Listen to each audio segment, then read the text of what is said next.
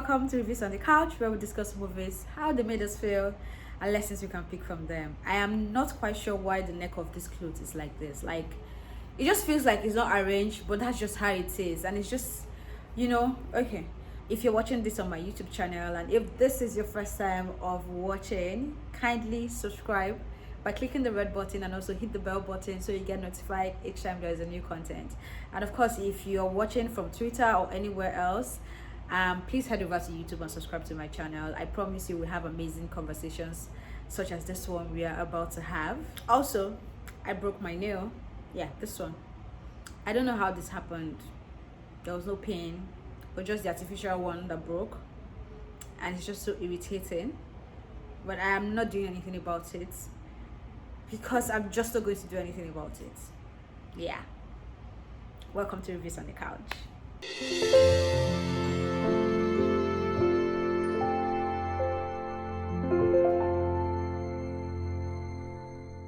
On this episode of Reviews on the Couch, we'll be discussing a 2020 Nigerian drama titled Sanitation Day. The story is centered around solving a murder case, robbery, and of course the police and politicians, with actors like Nse Ikpe-Etim, Charles Onojie, Blossom Chukwujekwu, Belinda Efah, Adebayo Salami, Tobi Bakre, and others. Joining me on this episode of Reviews on the Couch to discuss this movie is Segun Awosanya, popularly known as Segalink. Yes, the one and only Segalink. Yeah, he watches movies as well, and I got him to watch this Nigerian movie, and he's going to discuss it with me. Segun Awosanya is a human rights activist. He's a realtor and a business and strategy consultant. He'll be joining me right after this break. All right, thank you for being my guest on Reviews on the Couch. We are reviewing Sanitation Day, and I chose this movie because I think that we have a lot to learn from it in terms of how police operate. And I mean, I'm not expecting that we'll learn everything that we need to learn about the law and the police, but I'm hoping that we can learn something from it. So my first question to you, and of course, thank you so much for being my guest. My first question to you would be, when you saw the movie, how did you feel? What was your initial thoughts about the concept and how it was executed? Yeah, thank you very much, Elsie, for inviting me here and to Reviews on the Couch. And it's a privilege because usually I'm not given to Nigerian movies, but you made me watch this one. And I think it's interesting because there's a rich blend in the use of languages, reflecting the potpourri of Nigerian languages, Efik, Yoruba, Igbo, Pidgin, and the rest. And the camera angles and lightings were perfect, were on point. The depiction of our society's behavior is art. When you want to look at defiance to authority, like people opening their shops on Sanitation Day, for example, how authorities try as much as possible to display prejudices against tribes, beliefs in conjecture, stereotypes, projections, and what have you, So also, I saw from the movie how the police were firing, while a police officer fired this gun, just to maintain order, which is against the First Order 237. So I think first impression, though, the movie is nice, storytelling is beautiful. I think it's very promising, and it's not laborious in terms of follow-up. It's something that you want to follow through to the very end, and it's very exciting. Yes, I think it was very exciting for me too. It's something different, and they did their possible best to depict it as I think as whatever they have on ground could allow them, right? But let's get into it. For me, solving a murder case and what was depicted in the movie, is there any truth to that? Do you start investigation immediately on ground? If the other police officer who came with the inspector is supposed to be smart, as it was depicted in the movie, wasn't those questions supposed to be asked? So just tell us, just give us a brief background of what it looks like, or what it should look like when there is a murder case like that, or somebody dead, basically. Yeah, for the movie, it may be a nice way to present how police operate and the likes, but in real sense, as I would have said that there should be a caveat in the movie that strictly says the object in the mirror is closer than they appear, because actually in the movie, Nigerian police don't really operate that way. If there's a murder case, the very first thing that the rule book says they should do is to cordon off the environment. Then they examine the body, they take notes they collect evidence, they take notes, they interrogate, they investigate, they ask questions from the people around, and then they make arrest, or they invite people who can help the situation. But of course, in real life, that's according to their playbook anyway, according to the standard operating procedure.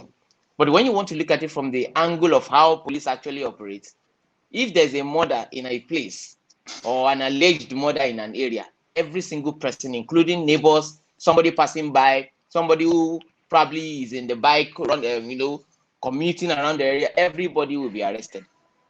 Everybody, including somebody involved, including the person who is not involved, including a painter who just probably came back to pick his brush from a neighboring house, everybody will be taken in.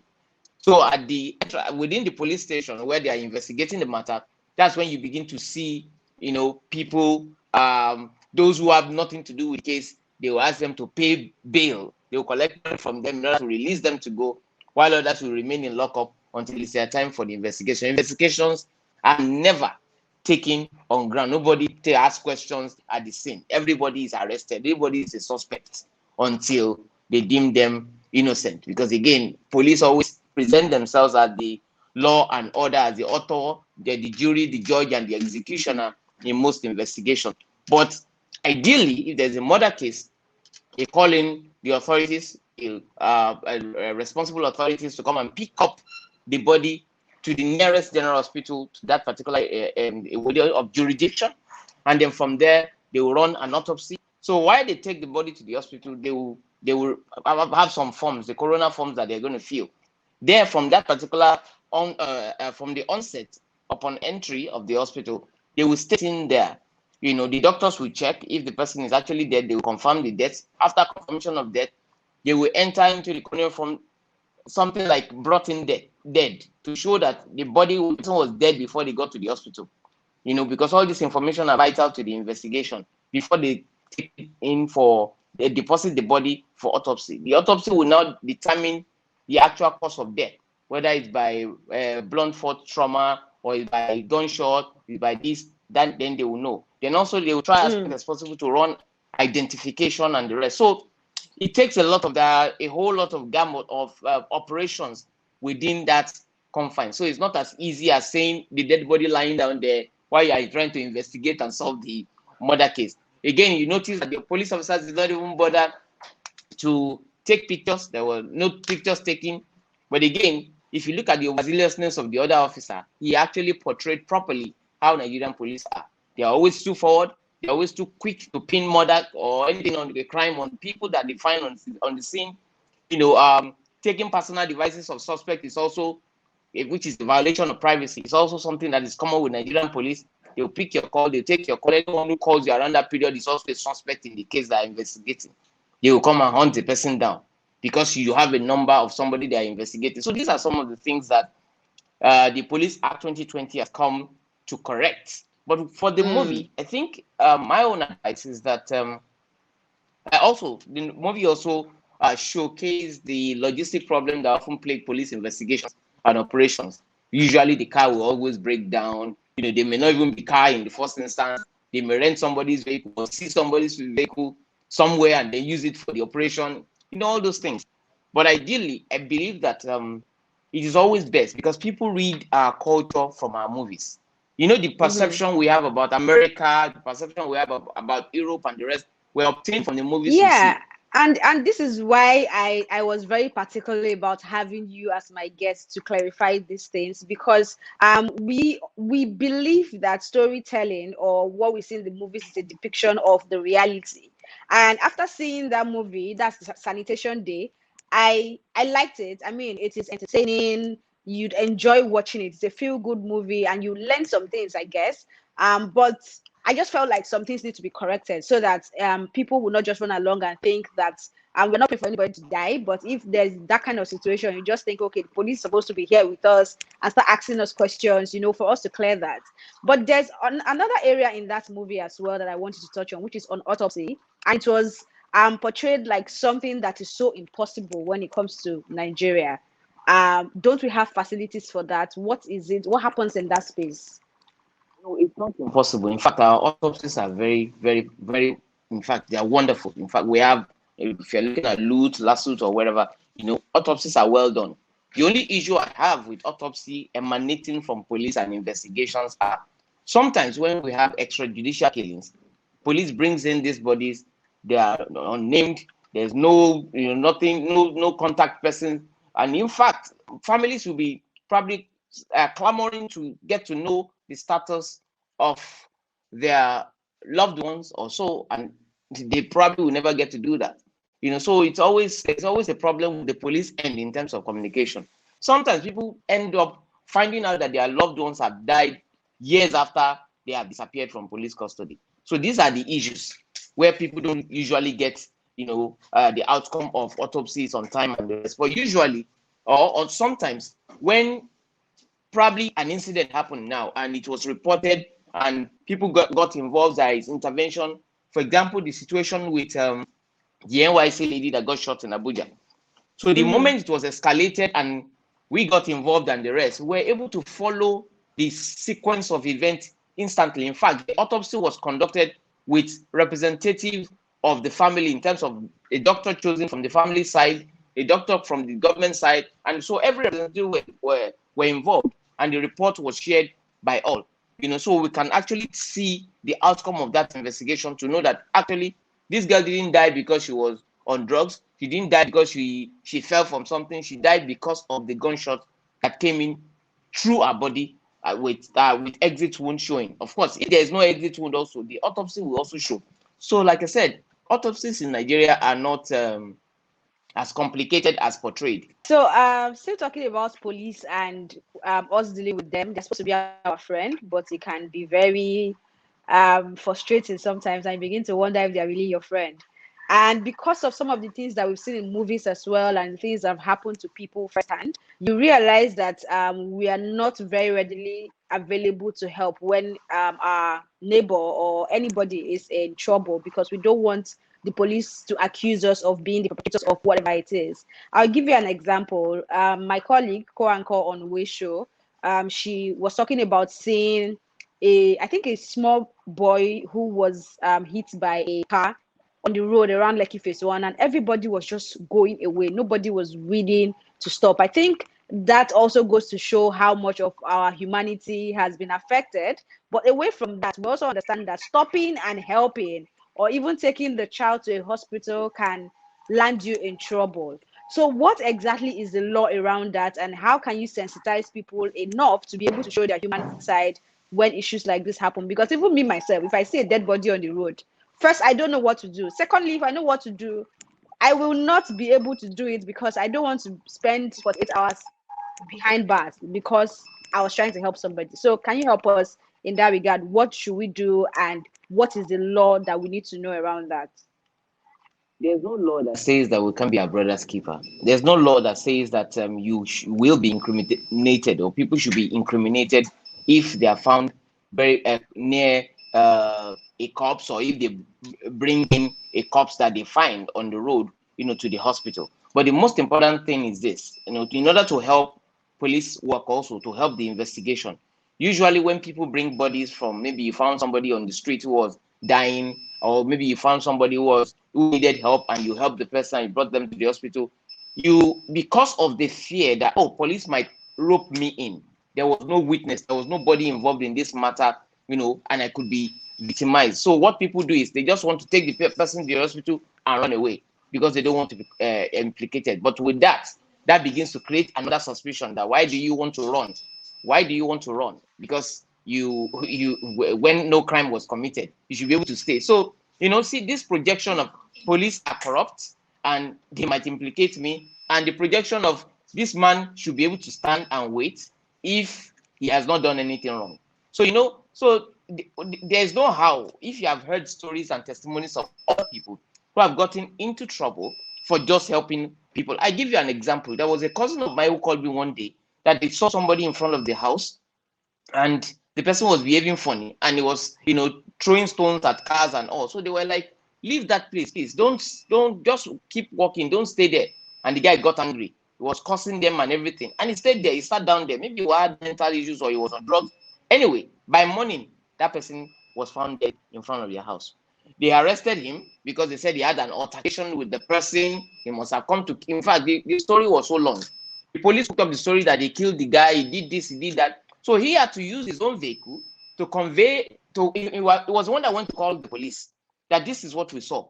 Just a day before, this was what we saw. The guy came in here. He was doing this in front of our house. We complained and all. Then the next thing we saw, he stayed here. Nobody touched him. Nobody beat him. There was evidence that they didn't touch him.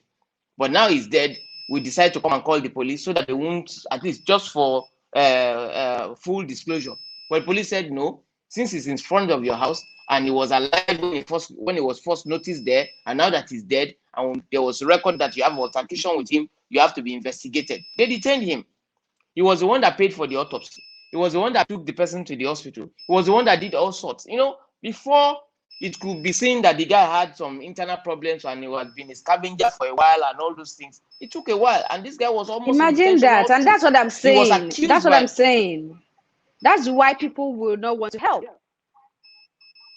There's no law against being a brother's keeper. When you meet professional police officers, all they will take from you will be information that will help them to conclude that particular investigation. To be able to know, okay, you are the first person, you are the first helper at the scene, and this is what you found, this was what happened and all. And if you have somebody, a witness who can corroborate what you have, and then they will call you if there is anything they find after autopsy or so. So witness. Normally, what if I don't have witness and I was the only one driving? Segalink. If you are the only one driving and you see such, the best thing I would do is for you not to get close to the thing, note the place and call it in. You can call in and say, look, I saw this as I was driving through so. So you can even put it on social media. Like there was a guy who did that of recent. He took note of see, if there's no witness, you have your phone. He was taking pictures, he was recording videos, he was tweeting live at what he saw until he took the person to the hospital. What happened at the hospital? He recorded everything. Even when they declared the person dead, while they are waiting to attend to him, when they dropped him on the floor and waiting to attend to him until he gave up, he took records of every single thing. Even though with all those evidences, police still tried to rob him in until we got involved again. And thankfully, he was let go, and the case was concluded like that. So he did the autopsy and the rest. So there are people out there who are probably have no families, who lives in shanties, nobody asks for them and all. When they have complications, they can slump and die anywhere. So, but when people see them at the point where they could help, they're afraid to help because of our criminal justice system, which can make guilty of an innocent man. And this is one of the things that we all as citizens have to look into, and encourage the police to work on. Police should be our friends. Police should be the helper of society. We should be able to have trust between one another, and not for us to share information with them, not to be afraid for our lives every time we see something that we should do as an active citizen. Okay, I hear you, and I think I like what the guy did. It just takes a lot more work, but it's doable, especially when you really need to help someone. So just document as much as you can, live tweets, and maybe tag Segalink while you're tweeting, so that you can help. So because it's necessary. It is necessary, at least as your own evidence. It's always good, because police investigation, because we don't have data. Normally in Nigeria, we're supposed to have data where everybody's fingerprint living in a particular area have been taken. So if they are investigating anything, they can link stuff to people that is already on the database. We don't have any database. We have people coming in from different parts of Nigeria every day. All the Okada men in Lagos today, most of them are from Nigeria, most of them are from different places. We don't know where they are from. We don't have records of them. So these are issues. And it makes policing very, very difficult. They have very limited resources as well. So that doesn't justify their cutting corners, but at least we should see the problem from their perspective as well, just so we can at least be able to know what we need to work on. Okay. But generally, Last Definitely get that. Sanitation is a beautiful movie, and I It's encourage called people to go and see it. Sanitation Day. Oh, Sanitation Day. Okay, I thought it was Last Sanitation I saw.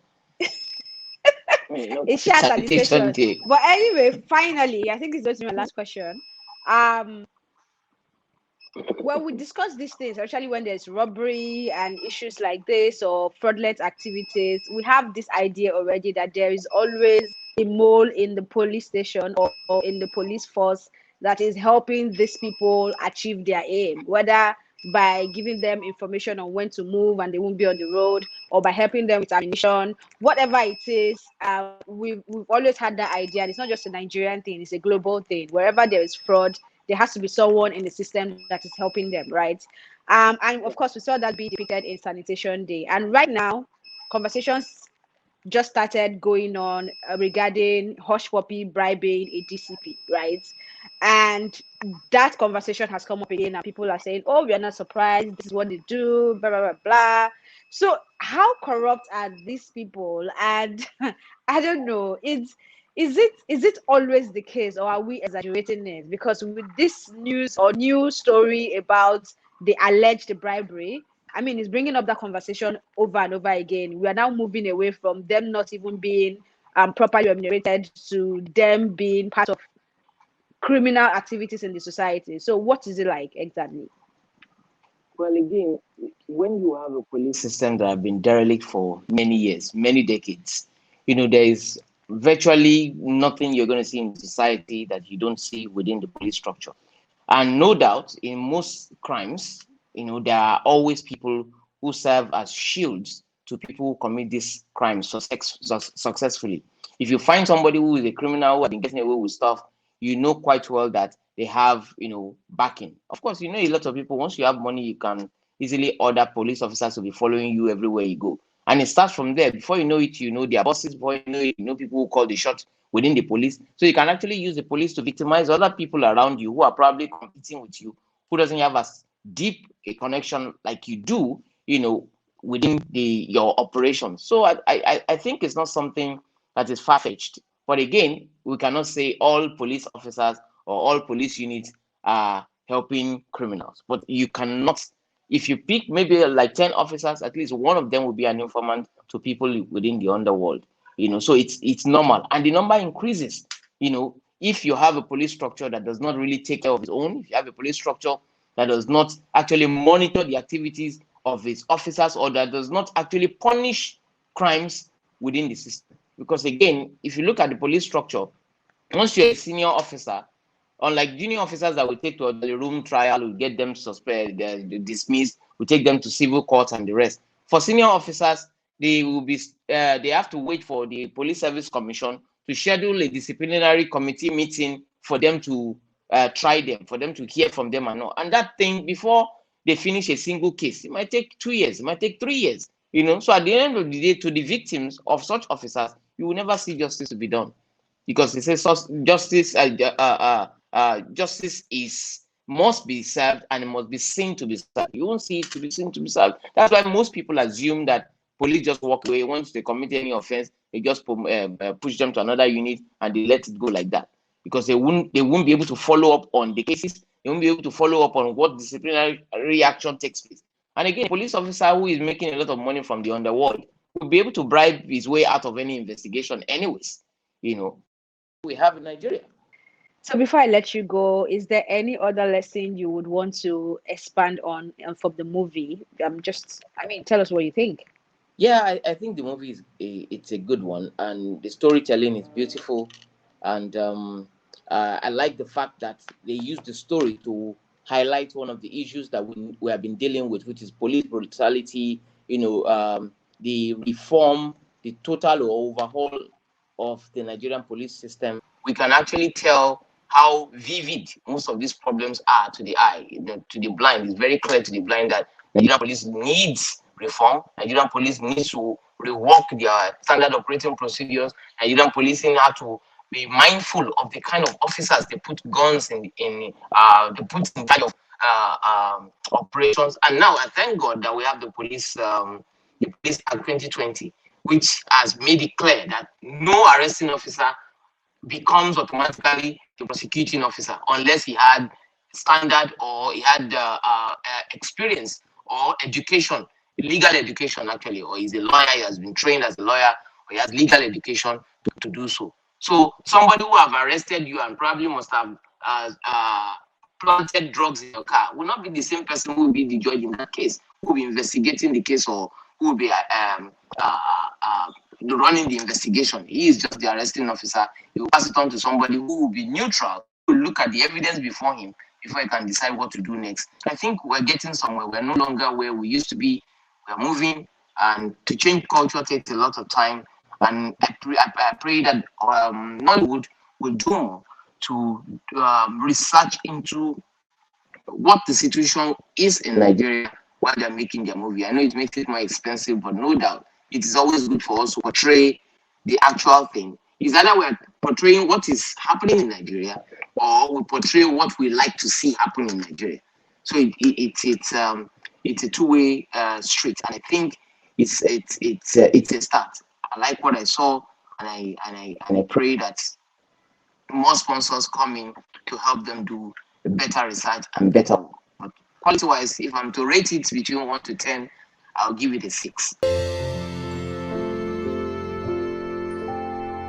Thank you for watching. I'm sure you learned something from this conversation. I mean, this is the time I beg you again. If you're watching this on YouTube, please click the red button down there, subscribe, also hit the bell button so you get notified each time there's a content. Like this video, share this video, and if you're watching anywhere else, Twitter, Instagram, Facebook, wherever you're watching, please head over to my YouTube channel. The name is Elsie Godwin, and subscribe. I need to subscribe, share this video to as many people as you can, because they need this content and because you're supporting your home girl to bring amazing conversations, educative conversations as this one, as we talk about movies that we watch.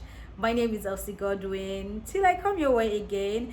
And if there's any movie you think we should discuss on Reviews on the Couch, that you think we should correct the lessons or expand on the lessons, please send me a DM. My handle remains Elsieisy, ELSIEISY on Twitter, Instagram, Facebook, Elsie Godwin, LinkedIn, Elsie Godwin. I mean, I think I'm the one and only Elsie Godwin, man. Put some respect on my name. So yeah, reach out to me and let's have a conversation. Till another upload on this channel, my name remains Elsie Godwin. Take care. Bye.